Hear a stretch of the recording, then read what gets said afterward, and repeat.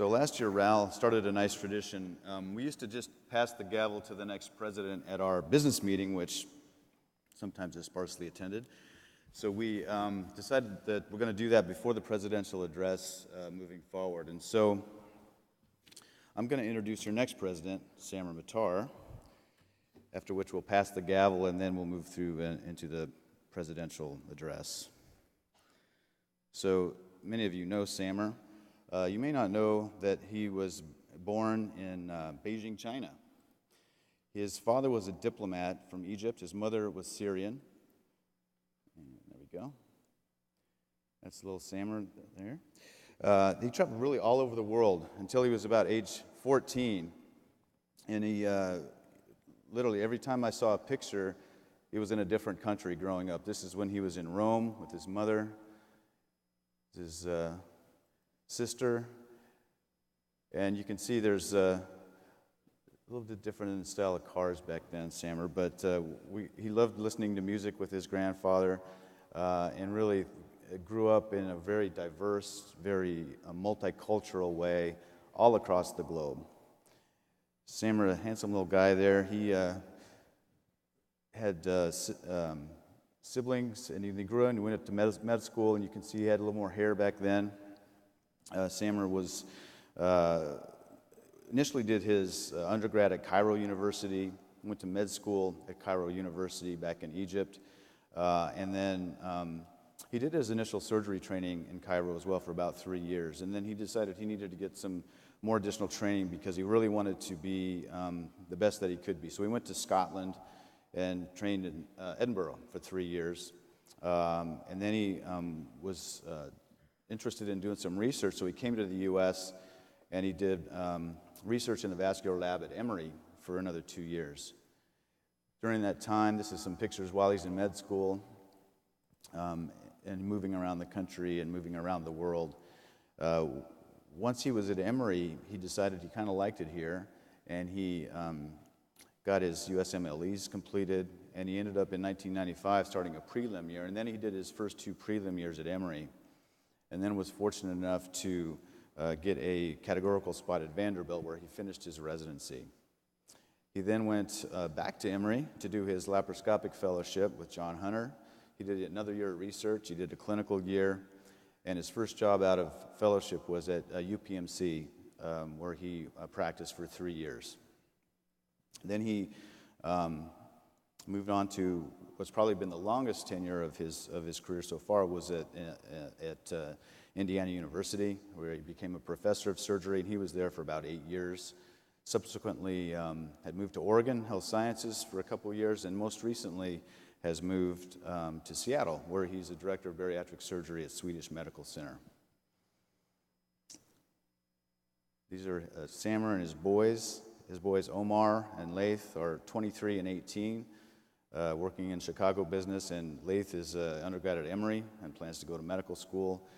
His wife, Tala, had sort of a whirlwind romance. They knew each other for 2 weeks, got engaged, and were married within 4 months, so good work, Samar. They make a beautiful couple and have a beautiful family, and I think being a dad is probably one of the things that Samar is most proud of, and spends a lot of time with his boys and his wife Tala now in Seattle. He has 2 sisters that he shares his adventures around the world with, and has a large extended family that's still back in Egypt as well. You may know Samar through his scientific endeavors. He's been a principal investigator for many projects throughout his career. He's highly published and cited in many chapters. He's involved in the ASMBS state chapters in Indiana and in Oregon when he was there. He's been a real leader within the ASMBS with the international training and nominating committees, and he's really dedicated to the training of fellows, and he's had numerous roles within the Fellowship Council over the years. He's our CME editor for our journal SWORD. He's an associated editor for obesity surgery, and he's one of our site reviewers for our quality program, our MBSA Equip program. Samar's not just an international speaker, he's a true ambassador for the ASMBS, for our specialty, and for all the bariatric surgeons wherever he goes. I think Samar represents us well, and I know that the society is going to be in excellent hands moving forward with Samar as your president. So Samar, come on up here, I'll pass the gavel to you.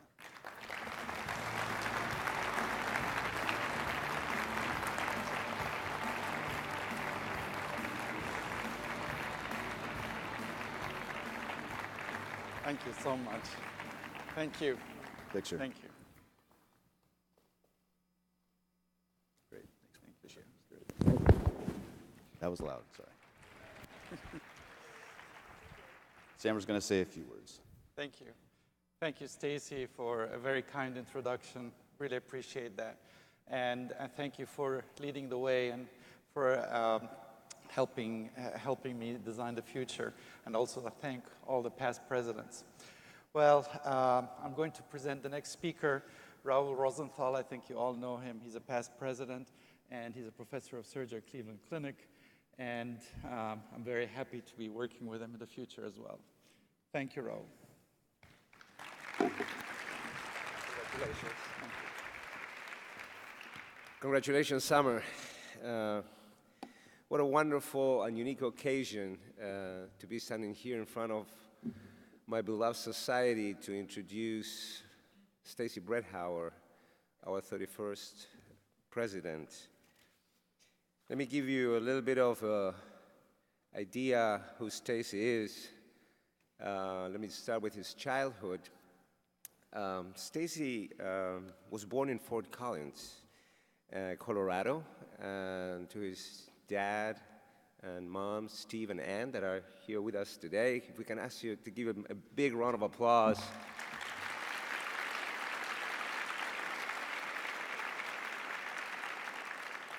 For a great, great, great job. See what a cutie Stacy was. Very nice. So he grew up in a farm, and in that farm, his great-great-grandparents homesteaded. From an early age, Stacy was very interested in pets, animals, outdoors, fishing, as you can see him here. And he attended then the Ray High School. At Ray School, he was a student council president. He started his experience as a president early on in his life.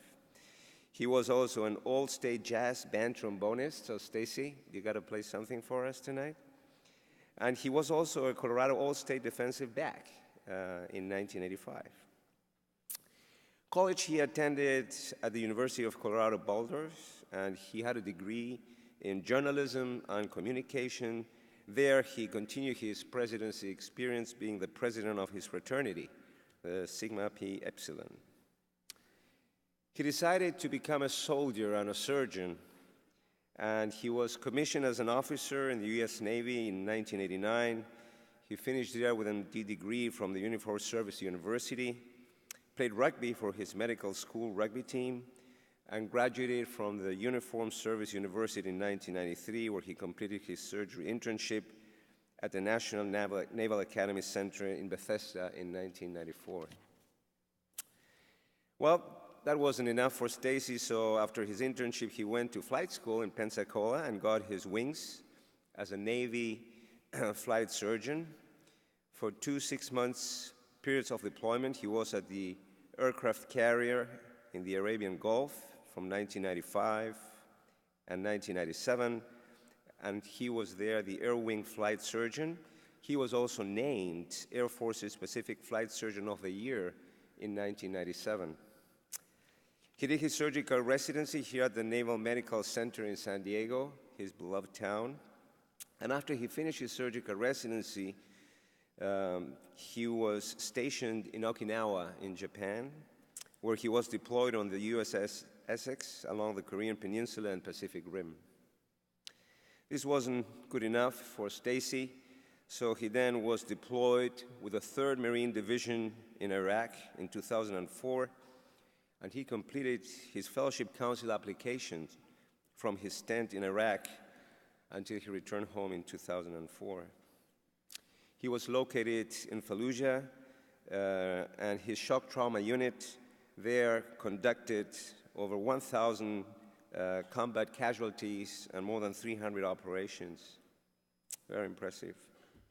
Always happy to come back to his beloved wife, Pam, whom I have to extend my most deepest gratitude. I kept Pam so busy asking her to give me photographs and stories and some other presents for Stacy.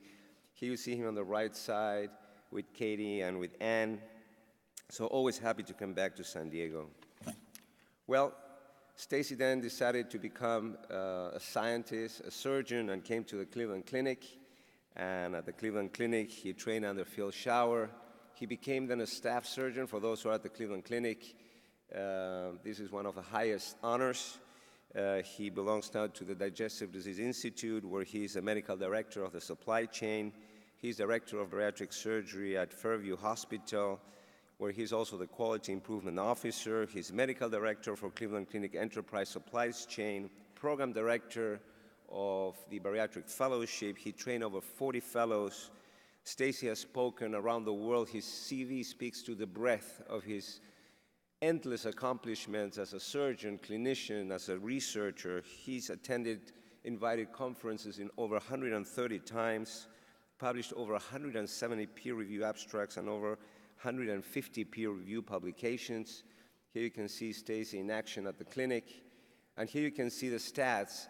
Stacy leads the pack for our journal as the surgeon and author with the most publications. As a society member, needless to say, how Stacy has moved the needle for us, chairing the CIC committee. There is no committee that Stacy has not been a member, a chair.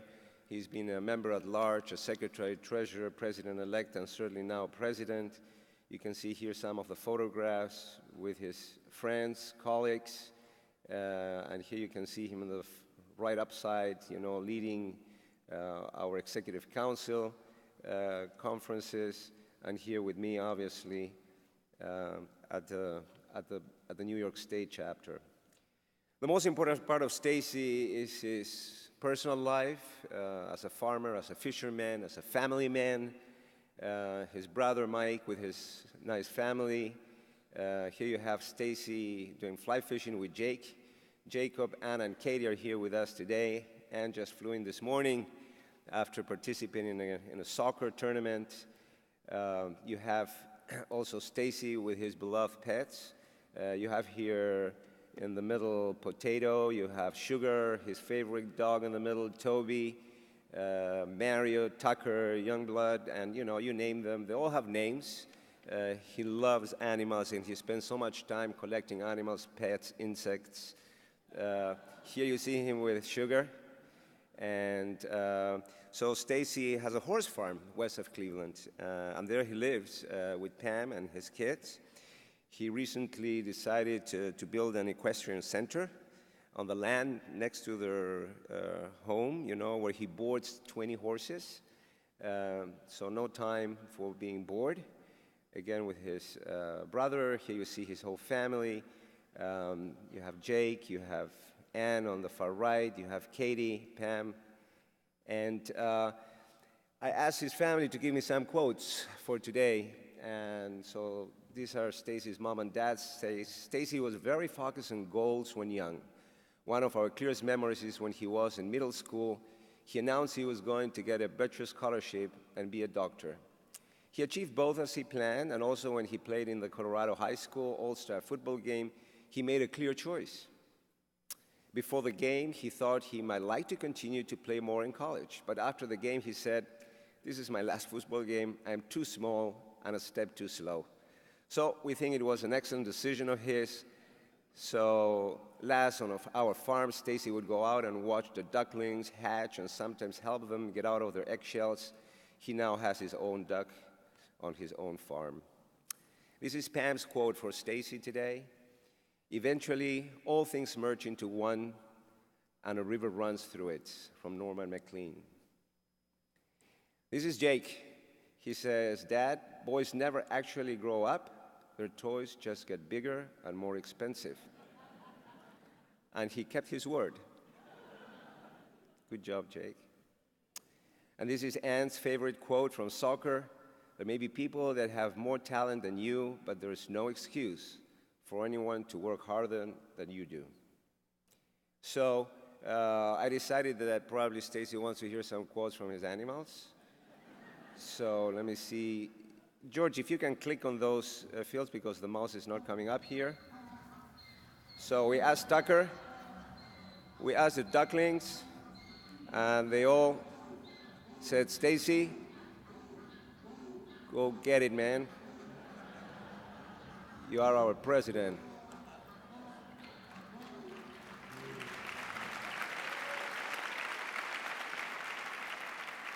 But before you can up, my favorite quote came from Katie. Katie thought I forgot her. And that is from her favorite songwriter that reads, "Live forever through your actions and the impressions you make on others. Like a footprint on the moon, such is a fingerprint on a heart." And Stacy, looking back in your life through this phenomenal CV of yours, I can say that you proved to be not only a great son, a great dad, a great husband, a great physician, a great surgeon, researcher, friend, and you left a fingerprint on all of us in our hearts. We thank you so much for this phenomenal year as a president. Come on up, let's give him a big round of applause. Stacy Brethauer.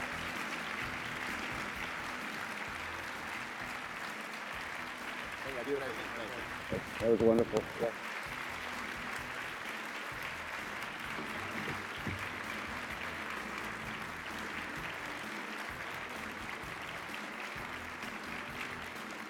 Thanks so much. Really appreciate it. Believe it or not, the spotlight is not my favorite place to be, but we're gonna get through the address here. Let's get the talk opened up there if we could.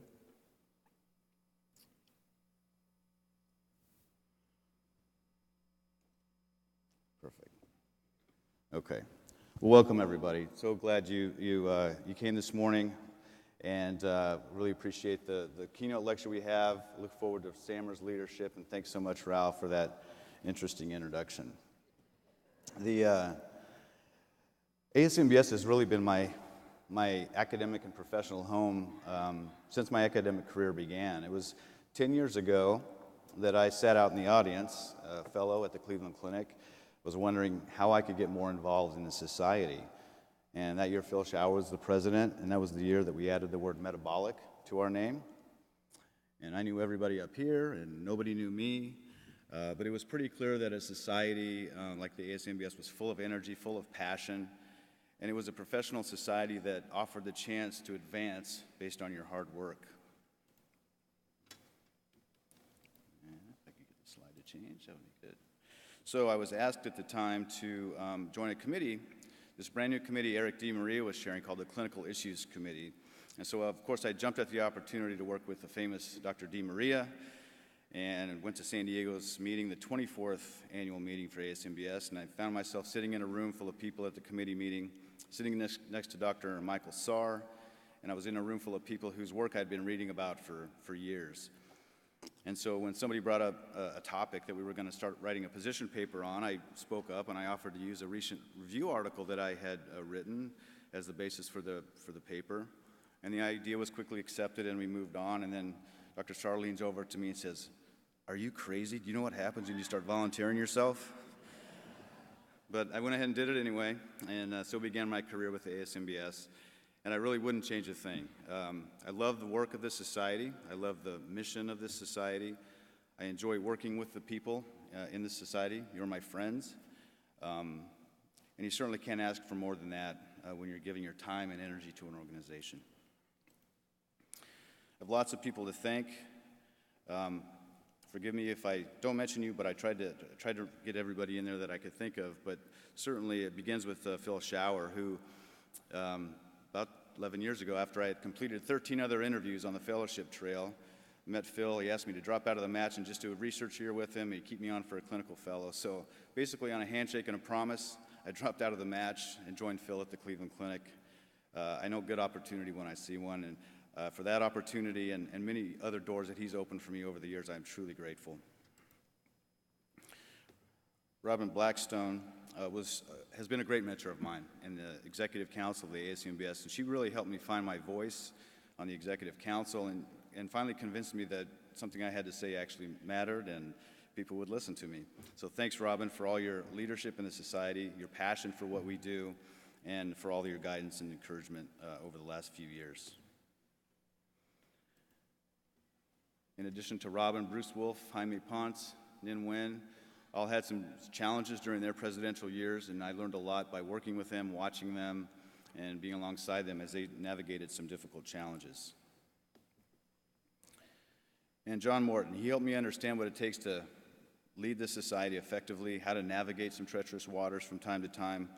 But John's a great friend. He's been a constant source of advice and encouragement for me, and I know that that will continue long beyond this year.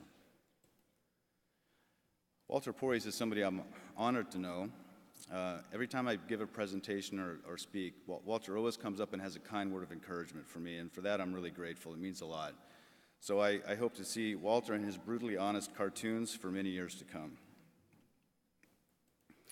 And Henry Buchwald has also similarly taken his time to talk to me about issues within the society, within our specialty. And I'm so pleased, Henry, that we were able to get your NFL players and the Living Heart Foundation on the program this year. I think it's going to be a great keynote. And both of these men continue to be active in our specialty, work for our patients and for our field. And I was honored to participate in the Metabolic Surgery Symposium they had at the college earlier this year, which will soon provide a state-of-the-art publication on our field of metabolic surgery. I want to recognize the current executive leadership, starting with Raul, who you all know, and Samer and Eric DiMaria. I could not have asked for a more kind, collegial, and hardworking team to help me through this year, and I'm absolutely confident that the society is in great hands under Samer and Eric's leadership. They are true servant leaders. They will always put the patient, the society, and the mission above themselves, and I'm fully confident of that. The current Executive Council is a group of brilliant people who they always fight for their convictions. They speak their mind, and I think they truly represent the many different interests of our membership, and I thank them all for their hard work this year as well. I also want to thank Harvey Sugarman. Our journal, SWORD, has proven to be one of the best journals in the country, with an impact factor now of 4.96. That's up from 3.5 last year. And that ranks our journal 11th out of 196 journals, which is very impressive, and it's really a testament to the science and the data that you're publishing, the hard work of the editorial board, and most importantly, the dedication of our editor-in-chief. And like many of you, I was terrified of Harvey for many years, and mainly because he would really pull no punches if you were late for a review or didn't follow his manuscript guidelines. But now I consider Harvey a real friend, and I admire him more now than ever. Since his accident last year, Harvey's now back home in Sanibel, continuing his rehabilitation. As a partial quadriplegic, Harvey has fully resumed his role as editor-in-chief of our journal. And we continue to need Harvey, and I think Harvey would admit he continues to need us and the journal. And working on SWORD, I think, has been a really important part of Harvey's therapy and recovery from his accident. But we all can't work forever, not even Harvey. So this year we did initiate a transition plan for our journal's editor-in-chief. That plan was formulated with Harvey and our publisher to establish a co-editor-in-chief position for a period of 3 years, after which that person will assume the role of editor-in-chief. So we formed a search committee of diverse members. The position was defined and then posted, and we had applicants from all over the globe that were really interested in leading this journal. We narrowed that down to a field of 4 finalists who are highly qualified, superb surgeons, and then after personal interviews with all of them, I'm pleased to announce that our next co-editor-in-chief and eventually editor-in-chief of our journal is Raul Rosenthal.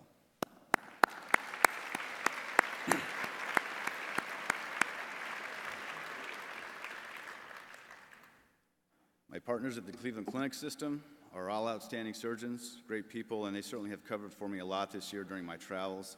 So thanks to all of them, even Matt Crow over in Abu Dhabi, we'll get him back in Cleveland in a couple of years here. And I really want to thank my staff, my secretary and assistant Lydia Franklin and Camille Ross, my clinic nurse, have really put up with a pretty crazy schedule this year, and they definitely deserve my thanks as well. So every ASMBS president learns very quickly the value of having Georgianne Mallory as our executive director. She's always thinking 2 steps ahead, and if we look good, it's because Georgianne made us look good. Georgianne had a tough year personally, but always maintained the grace and professionalism that we love her for. And we're glad that things, Georgianne, are working out and looking brighter for you at home, and I feel very lucky to have got to work with you this year, so thank you, Georgianne. The ASMBS staff accomplishes so many things behind the scenes with our meetings and our society committees, and they're so dedicated, and the societies just simply wouldn't function and work without their hard work every day. And that's our staff. And then I also want to recognize Christy Kaufman, who was the leader in terms of getting our CME accreditation. it's a lot of work, and if you never worked in the world of CME, it's a big deal to go through an accreditation process. And not only did we get accredited, we got accredited with commendation, which gives us a full 6 years of CME accreditation for our membership. So congratulations and great job, Christy, and all the ASMBS staff.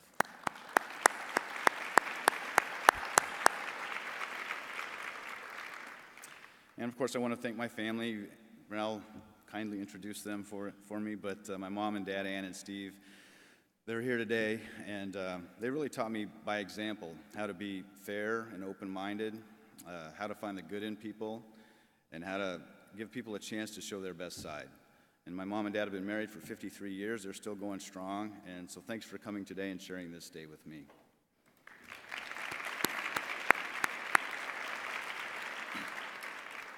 It became clear many years ago, my kids don't care that much how prominent I am in my field or how well known I am in my profession. They just kind of want me around, and they want me to do stuff with them. So sorry I haven't been around much this year. I think next year will be better. But I am so proud of my kids. They're just so unique in their own ways, and they're all great kids. I'm Katie, who teaches me something new about the world almost every day. She's much wiser than I was at that age. Anna's our all-star athlete. She's got an incredible work ethic, puts her mind to something, she does it. And Jacob outfishes me every time we go to Montana, but he's also just one of the nicest kids you'll ever want to meet. So I love you guys, and of course, Pam, who kind of holds everything together back home. She's built, as you can see, quite a life for us in Ohio. So, and aside from managing the kids and building a 15-acre horse farm this year, she's a radiologist in her spare time, and actually probably one of the few radiologists that knows the difference between a RU limb and a BP limb. So she...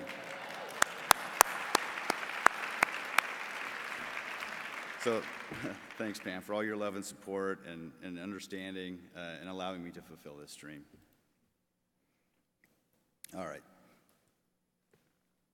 Time for a quick drink. I'd like to recognize some of the achievements of our society this year now. First of all, I'll say that this is a strong society, and it's, in my opinion, the strongest surgical society around today. I think it's primarily because we're a disease-based society. We're fighting for the most misunderstood disease in America, and we have a mission that remains unfulfilled. And that's really what drives us to go the extra mile with our patients, with our advocacy efforts, and with the work of the society. So all 24 of our committees are active. They're moving their agendas forward. And I've encouraged a lot more committee involvement everywhere I traveled this year. And I'm proud to say we've added 60 new people to our committees this year, and this is the pipeline through which we'll get our future leadership. Our numbers task force, led by Wayne English and John Morton, resulted in this table that we put out every year. You can see we've had about a 10% increase in our numbers overall nationally, with the expected increasing trends of sleeves and revisions and continued decrease in the number of gastric bypasses nationally. So thanks for putting that together. Our obesity pack, led by John Morton, has exceeded its initial goals in terms of participation in dollars, but lots more work to do there. We need your support with the pack so our voice can be heard by the policymakers. Our Committee of the Year, the Communications Committee, has done a fantastic job this year. Our social media presence continues to increase through the work of Neil Flock and Rich Peterson. Neil Flock runs Twitter. Rich Peterson runs our Facebook group, as well as our Facebook Sword Journal Club. And they've also put together our first visual abstract for SWORD, which appropriately is an abstract focusing on RAL's National Obesity in America survey from last year, which again highlights the degree of denial there is around obesity and the misperceptions there are around what we do. For our ASMBS Facebook group, we're able to get analytics that can tell us the level of engagement with our members as we put stuff out. And more importantly, we are able to see who's the most engaged members in the groups, as well as the influencers in the group. So it's important as we move forward to know who's making a difference in terms of our social media presence. SWORD Journal Club has continued to be a big hit. We now have over 1,300 members, active members in our SWORD Journal Club, up from about 500 a year ago. So great job, Rich. You're doing a great job moving that forward. If you haven't been on the SWORD Journal Club, I encourage you to do so. It's really a neat way to communicate some of our current literature. And again, we can find out who's engaged in those events and who's influencing others on social media through our analytics.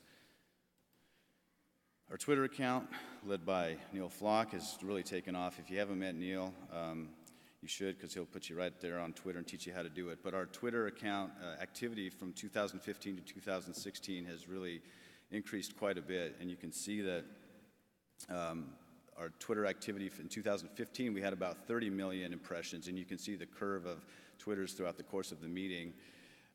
In 2016, nearly 60 million impressions from our meeting, and again, you see this increasing curve, and we hope that everyone's out there Twittering. We want to have a big presence on social media from our meeting this year, so tweet as much as you can. The hashtag bariatric surgery is something that's doubled on social media in our tweets over the last year, which is a good thing. I think that is a positive thing. The one thing I will say, though, this network diagram shows us that really what we're in is an echo chamber. If you look at the colors of these dots, this is all the interactions in social media. One of the analytics can show us basically who's interacting with who's influencing who. And what this tells us is that our influencers are talking to people who kind of already understand our message. So what we need to be doing is changing the color of the dots on that network and having the patients be the influencers, the caregivers, the advocates, the journalists, and other health providers. So I think one of the main things we need to be moving forward with is to change the color of the dots on a network diagram like that. We've had a lot of increase in our total Twitter accounts. You can see over time how many followers we have. And then ASMBS and TOS are both leaders when it comes to Twitter compared to other national societies. So, I mean, why does all this matter? It matters because in order to make the world really understand what we do, we have to be effective in utilizing these platforms so that we can push our message out on a national level and reach that tipping point that we're all looking for. All right, the Private Practice and Community Committee, Rami Lutfi, Mariana Kirian, Alan Whitgrove, this really been a major focus of mine this year. We recognize that over the last few years, the perception I've received is that there's been kind of a growing thought that the society wasn't always offering the program content or the voice for the private practice members. So we've really made that a focus this year, and through the efforts of Rami, we've built great content for our courses and our practice development, which was really well attended this year. And Rami's also developed a series of YouTube videos called Practice Solutions. These are already out on our social media platform, and there's just a series of talks on how people do things really effectively in their practice. So if you haven't had a chance to look at some of these, go ahead. If you have something you do well, let Rami know. Make a short video of it and put it out there so our members can see how best practices are in the private practice community. Our training committee, Corey McBride, continues to work hard on our bariatric fellowship curriculum. Really, ASMBS has become the leader in developing a competency-based curriculum, and that's really been a shining example held up by the American Board of Surgery as a paradigm for how fellowship training should be held in the future. And so thank you, Corey, for all your work there. John Scott and the Access to Care Committee, they continue to work along with our Obesity Action Coalition and other partners to fight for legislative advances at the local, state, and national levels, and to garner support for the Treat and Reduce Obesity Act, which will broaden the type of medical experts that can be reimbursed for obesity care and would also provide coverage for weight loss medications. And so those advocacy efforts are always ongoing, sometimes behind the scenes, but critically important for what we do. Julie Kim and Ann Rogers have continued their productivity with the Clinical Issues Committee, not only for the issues within our society, but with collaboration efforts with other societies that have been a product of our annual Obesity Care Summit that I'll talk about a little bit later. Some of the position statements that have been published this year, you can see there with the Hip and Knee Society, Lipid Society. There's a lot of collaborative statements there, and there's several more that are in the pipeline or getting ready for press. I think one of the most important projects that Clinical Issues did this year was this project with the American College of Emergency Physicians. ACEP has a library of resources for their members, and they came to us and asked us if we'd be willing to provide content to them, so their emergency department physicians had some resources about how to examine, assess, and manage a bariatric patient that comes to the emergency department. So Julie Kim, Ann Rogers, Pavlos Papasavas, and Fadi Mustar did a great job, putting this content together. And this is great. It's a comprehensive algorithmic program that walks the emergency department physician through the problem. It helps them to ask the right questions. It helps them to think about the right things and order the right tests so that our patients get the appropriate care in the emergency department when they come in. So if you go to acep.org, if you just search bariatric, it'll take you to the BEAM module. And I encourage you to utilize this, get it out to your emergency department physicians, because I think it's really going to keep people out of trouble or have fewer misdiagnoses and things like that when patients come in with problems or bowel obstructions. Alan Saber and the video committee have put together a tremendous archive of videos that are available on our website now.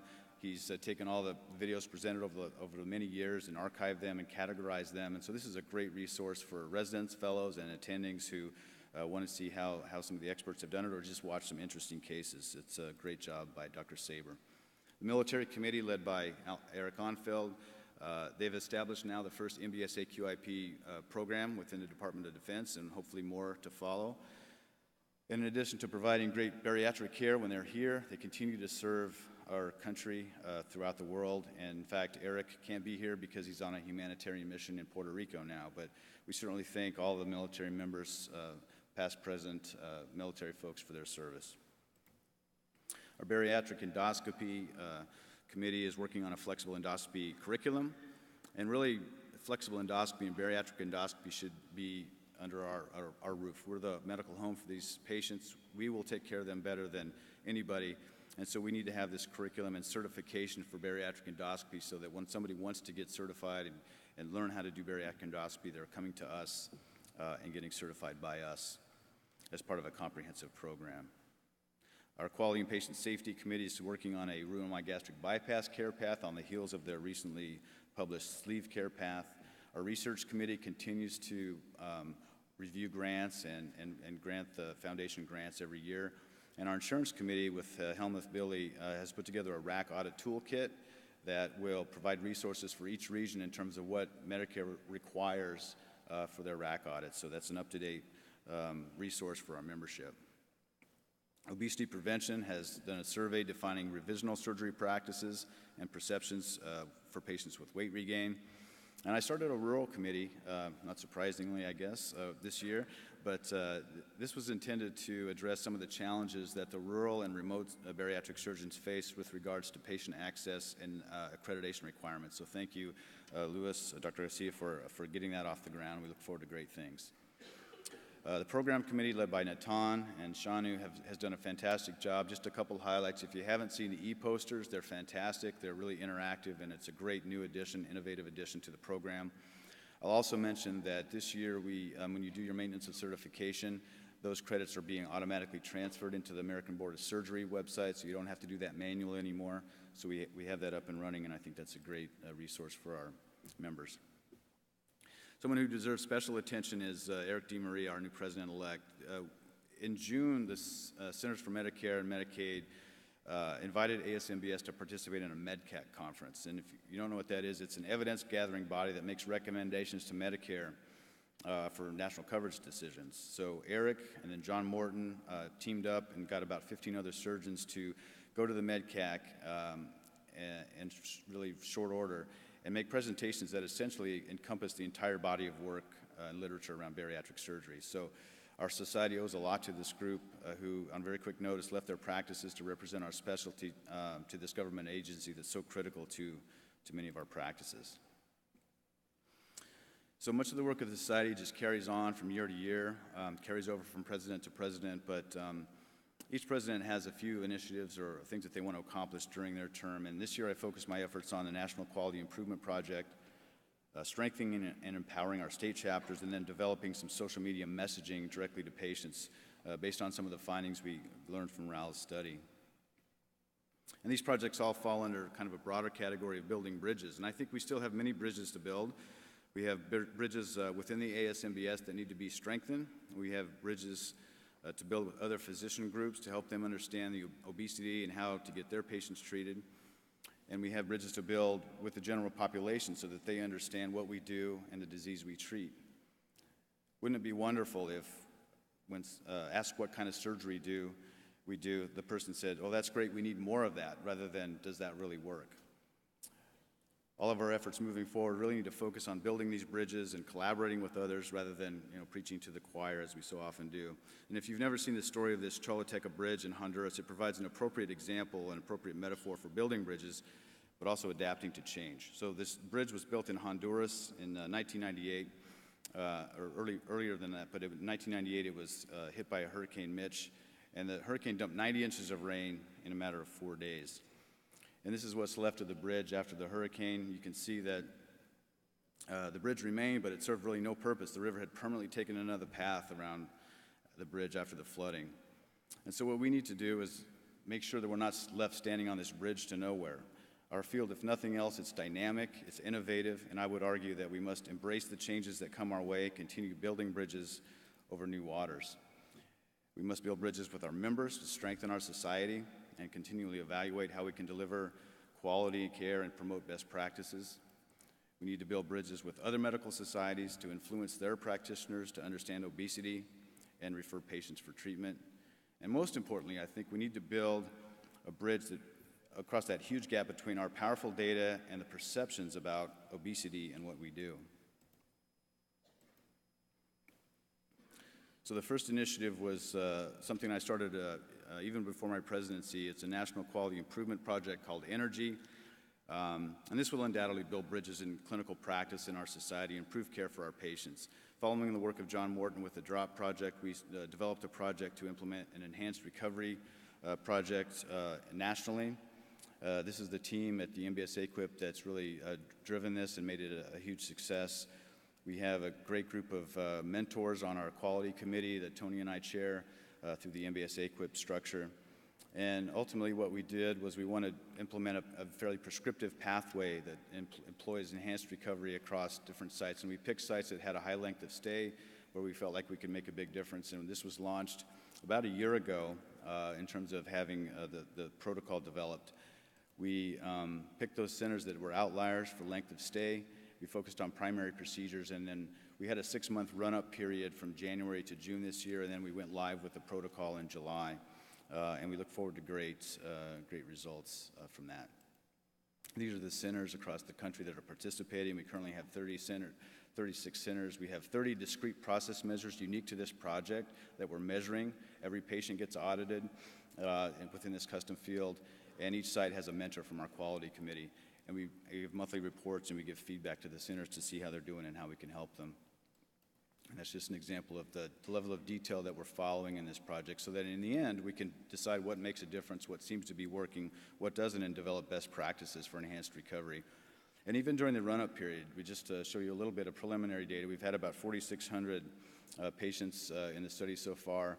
The adherence to the protocol during the run-up period increased very nicely so that people are changing the culture of their practices. They're implementing these measures over time. We hope to get that to around 90%. The number of missing fields in our data has continued to drop, so people are really working these data fields into their workflow. We've had already even a modest decrease in length of stay, even during the run-up period, I think, by implementing some of these measures. And these centers often had a long, extended length of stay and a high group of patients that had length of stay over 4 days, and we've already put a dent in that as well just by introducing the run-up period. And we've done that without incurring any unintended consequences in terms of bleeding complications, reoperation rates, or readmission rates. And so far, so good with the Energy project. I think we're going to really develop some great data from this, and ultimately, the next step will be to implement this nationally on a much larger scale through an HRQ grant that the college received. So we're all familiar with MBS AQIP. It's really the second largest quality program in the college. We have 848 participating centers, 772 accredited centers. We've had 215 new centers since we joined with the college, and over 700,000 patients in our data registry. We now have a participant use file available for research. And we run these national quality projects, which are the largest in the country. And we have, of course, great outcomes, mortality rate of 0.2%. So when it comes to quality, I think the ASMBS has now stepped up. We are now leaders in quality in surgery. We're not catching up. We're there, and we're leading the way. And when it comes to promoting what we do as safe and effective, I think there's no question we have the data to support that. The state chapters were my other big initiative this year. I really wanted to empower the state chapters invigorate them and make sure that the state chapters know that their role is critically important in our mission. If you look back at the map of the state benchmark plans under the Affordable Care Act, you can see that about half established their own benchmark plan and the other half had the federal government assign them a plan based on their largest small group plan in the state. And what that left us with was 23 states that cover bariatric surgery as part of an essential health benefits plan. So despite the fact that this is a life-threatening, chronic, pre-existing condition, obesity has really been left out of the conversation. And given the current political climate, I think it's fair to say that obesity treatment will largely remain off the table at the federal level, at least for the next few years. And that's why our state chapter leadership is so critical. And they should see it as their primary duty to work within the state legislatures, advance the conversation about obesity, and sadly, not let it move backwards. Private payers as well have to be addressed at the local and regional level. So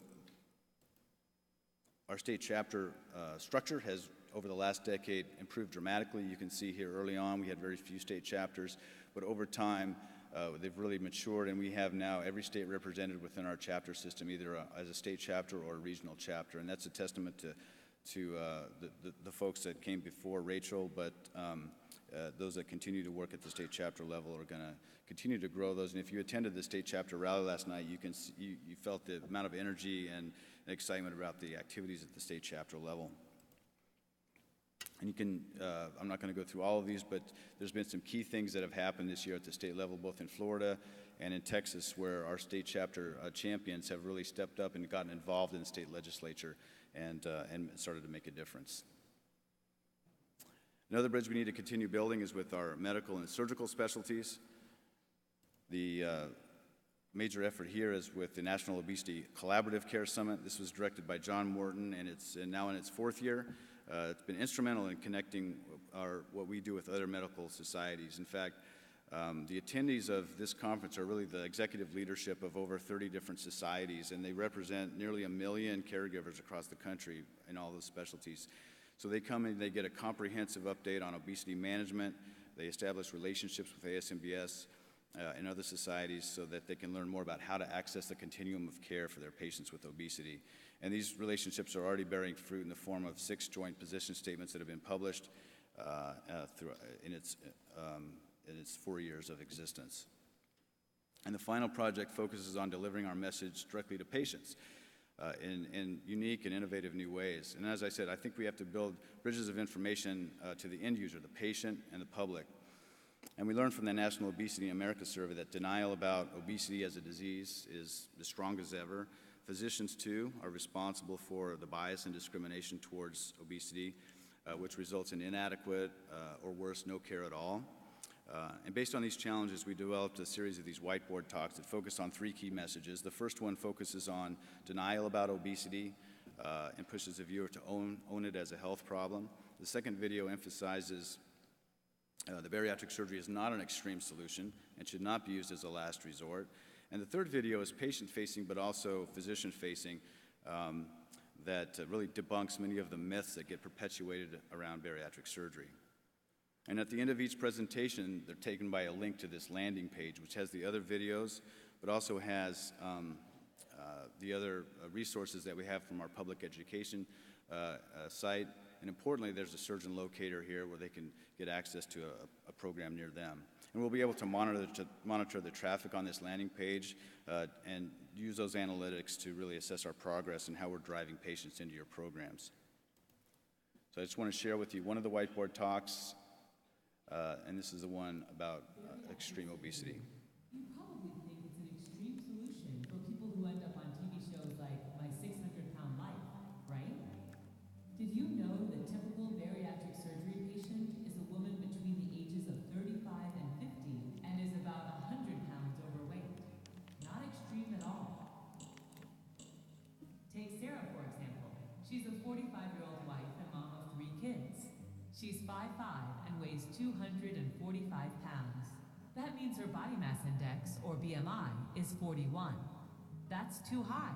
In fact, anyone with a BMI over 30 has the disease of obesity. Sarah's parents were heavy, and she has always been bigger than her friends. But in the last few years, she has steadily gained weight despite her best efforts. Oh, by the way, she takes medicine for high blood pressure, was just diagnosed with sleep apnea, and her doctor told her she has pre-diabetes.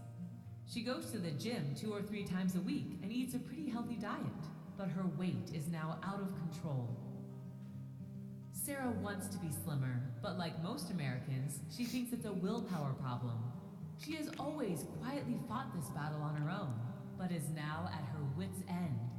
The straw that broke the camel's back was when she was too big to get on the roller coaster last summer with her kids. What Sarah doesn't know is that in addition to the frustration she feels about her weight, obesity has put her on a path towards heart disease, type 2 diabetes, and many other life-threatening chronic diseases. Most people think of obesity as a defect of character. People with obesity are often looked at as lazy and undisciplined. That's not the case for other chronic diseases, though, and it shouldn't be the case for obesity. Like cancer or heart disease, obesity is a combination of environment, genetic, and lifestyle factors, and left untreated, it's deadly.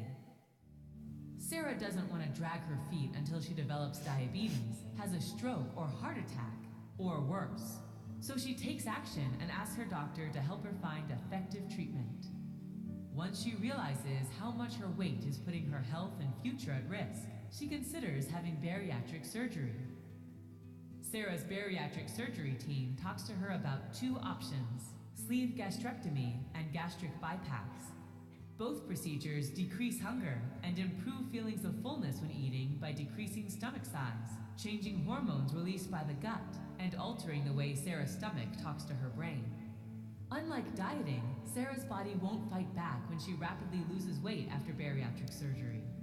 Over time, her body will find a much lower and a much healthier set point for her weight that she can maintain.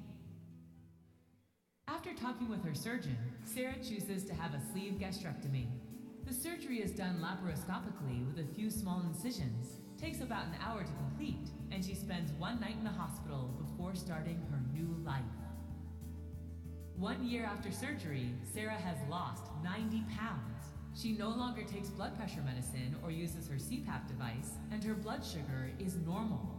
She feels great and still exercises 3 times a week, but can do a lot more in the gym now. She still eats a healthy diet, but her portions are smaller than before. She knows she has to work hard to maintain her weight now, but she has the tools to do it. Most importantly, she has tons of energy to play with her kids and is back to riding that roller coaster. While there are extreme examples of obesity on TV shows, most bariatric surgery patients are a lot like you or someone you know. Regular people who have struggled with their weight for too long. There is safe and effective treatment for obesity, and it's not extreme. Join the 200,000 Americans who take control of their health each year by undergoing bariatric surgery. Obesity can be effectively treated, but you have to ask for help. Ask your doctor to refer you for a consultation to a bariatric surgery program, or find a bariatric surgeon in your area by using this link.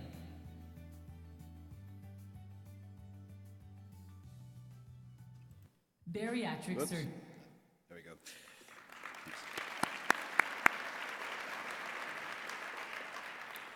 Thanks. So that's just one of the 3 videos that have been released. We've released actually that one about a week ago. We've already received 36,000 views, 112,000 people reached through our social media platforms. The other one, which kind of is a Mythbuster video, was put out 5 days ago, and it's already had about 50,000 people that it's reached. We'll release the 3rd one, which is really just a shorter video to get people to own their BMI and obesity as a health issue in the near future. So I think these potentially can get a lot of traction. I hope that you all will get a hold of them and put them out in your programs on social media. You have been sent a link via our email from the ASMBS where you can embed them into your website for your program, so please utilize these in any way you see fit.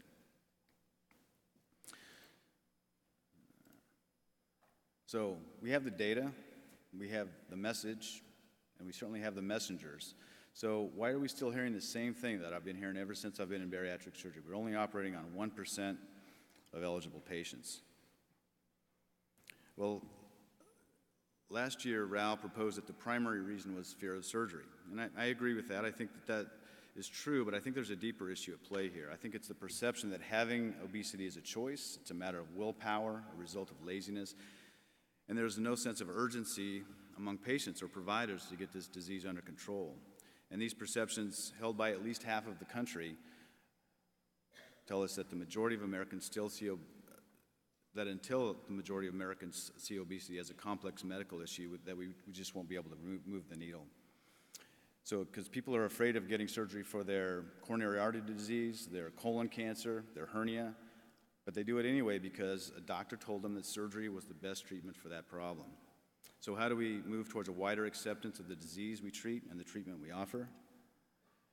If you haven't read the book The Tipping Point by Malcolm Gladwell, I recommend it to help understand that magic moment when an idea, trend, or social behavior crosses a threshold, tips, and then spreads like wildfire.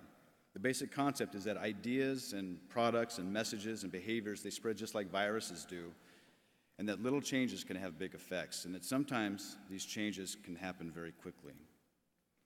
And there's social science to back this concept up.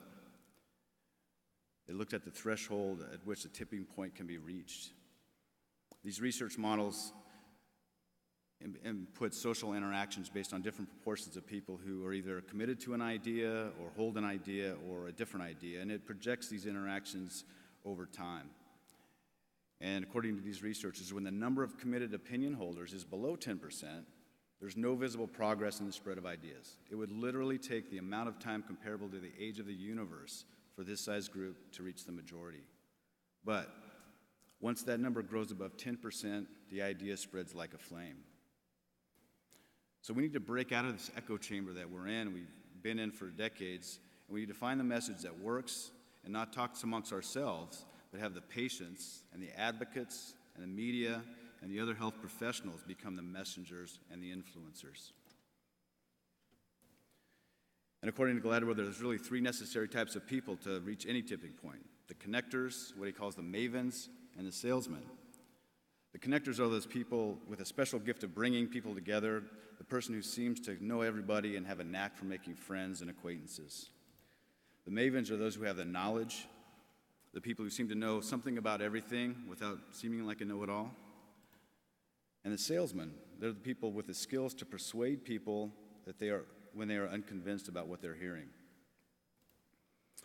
And to start a social epidemic, to reach that tipping point, these three types of people must deliver their roles at the right time and at a time that's ripe for a wildfire. And we have these people in the ASMBS. I show them to you in our social media analysis. You know people like these in your practices, in your lives. And as obesity worsens in the country, I believe the time is right for a wildfire. But in order to reach the tipping point, we also need a message, and the message has to stick. And making a message stick is become increasingly more difficult in the days of social media. What Gladwell will tell us, though, is that to make a message sticky, it's often just a matter of a subtle change. Our message needs to be delivered not as an abstract lesson in medical risk, but as a practical and personal piece of medical advice. And once that advice becomes practical and personal, it becomes memorable. And that's what we should be striving for as we continue to push our way towards that tipping point. And that is what I had in mind when I wrote those scripts for the whiteboard talks. And I hope that you will all take these messages and use them as our connectors and our messengers and our mavens and salesmen. What we do in our practices is remarkable. And we should never forget that or shy away from it. What we do is truly remarkable. And at some point, hopefully in the near future, we'll find that perfect mix of message and messenger supported by our incredible data and safety outcomes. And then the rest of the medical community and the nation will see and understand and accept what we do as a necessary treatment for a chronic disease. So we have a mission that remains unfulfilled, and we must keep pressing forward for the sake of those patients who suffer from this disease. Serving as your president has been the honor of my career, and I'm truly grateful for the trust you've placed in me to guide this great society for a short time. Thank you very much.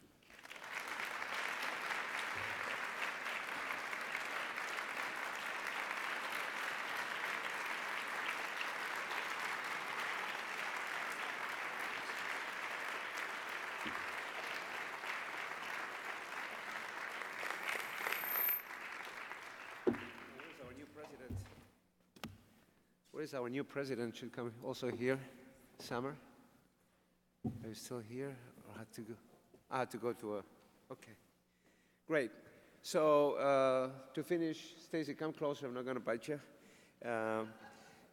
We're going to give Stacy this beautiful plaque that reads, "Be it known, the Society hereby recognizes and honors Stacy Brethauer, MD, FASMBS, as our 31st president, November 1st, 2016, November 1st, 2017. Stacy, congratulations, and on behalf of everyone, thank you, thank you, thank you. Welcome. Where are the pictures? Take the picture, picture. I take the picture. Okay. Let's do it. Mission accomplished, man. Thanks. No, you knocked it out of the park. Thanks.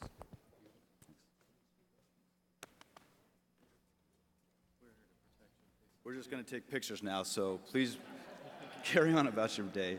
Thanks for coming.